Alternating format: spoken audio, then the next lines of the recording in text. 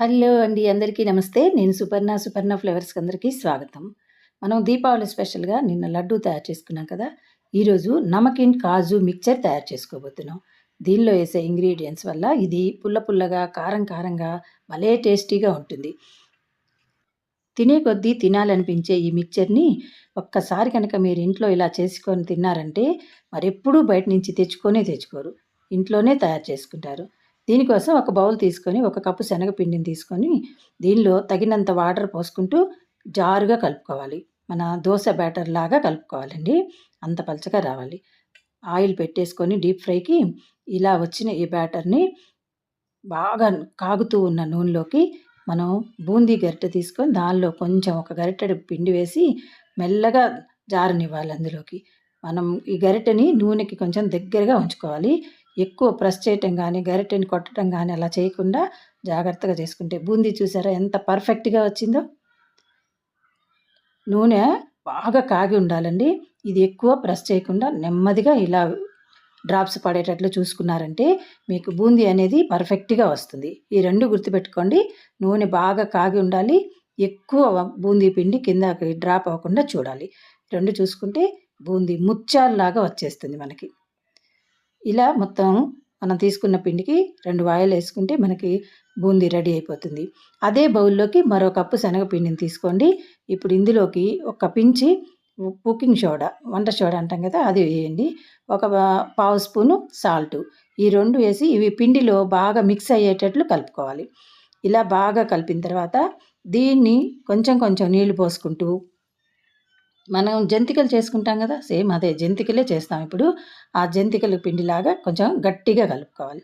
ఇలా గట్టిగా కలిపిన పిండిని జంతికల గొట్టంలోకి కొంచెం కొంచెంగా పెట్టుకొని మనం మామూలుగా జంతికలు ఎలా ఫ్రై చేసుకుంటామో అలా చేసుకోవాలి. ఆయిల్ దేనికి కూడా బాగా కాగి ఉండాలండి.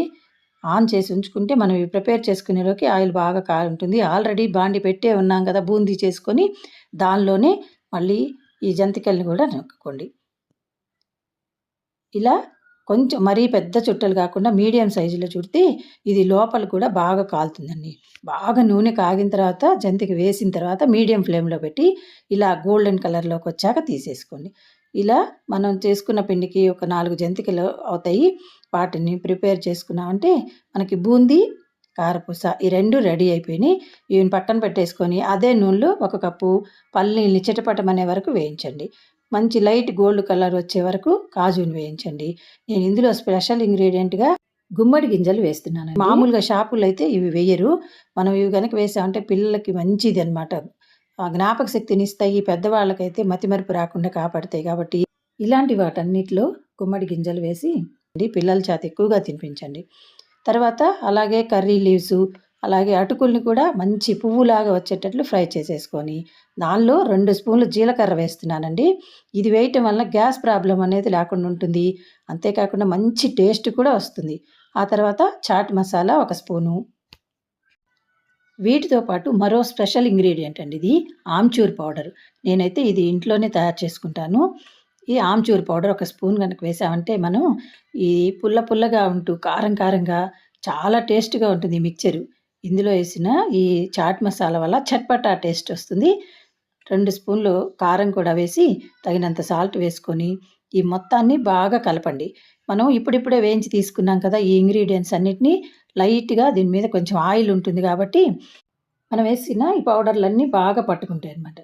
ఇవి కలిపిన తర్వాత దీనిలో బూందీ వేసి కొంచెం కలిపేసి, ఆ తర్వాత ఈ కారపూసని కూడా చిన్నగా చిన్నగా ఒక ఇంచు ముక్కలుగా కట్ చేసుకొని ఇందులో వేసి కలిపేసామంటే మనకి మిక్చర్ రెడీ అయిపోయింది. నమకీన్ కాజు మిక్చర్ రెడీ అయిపోయింది. ఈ దీపావళిని ఈ కారం బూందీ అలాగే నిన్న చేసుకున్న లడ్డూతోటి హ్యాపీగా ఎంజాయ్ చేయండి. ఈ వీడియో నచ్చితే లైక్ చేయండి, కామెంట్ చేయండి, సబ్స్క్రైబ్ తప్పకుండా చేయండి. అలాగే లైక్ చేసిన తర్వాత హైప్ అనే ఆప్షన్ వస్తుందండి. తప్పకుండా హైప్ కూడా చేస్తారుగా. ఇలా మొత్తం పైకి కిందకి కలిపిన తర్వాత మనకి ఆమ్చూర్ పౌడరు అవన్నీ బాగా పట్టుకుంటాయన్నమాట. ఇప్పుడు తింటూ ఉంటే అండి ఎంత తిన్నా ఇంకా తినాలనిపిస్తుంది. మీకు నచ్చిందా? ట్రై చేస్తారా?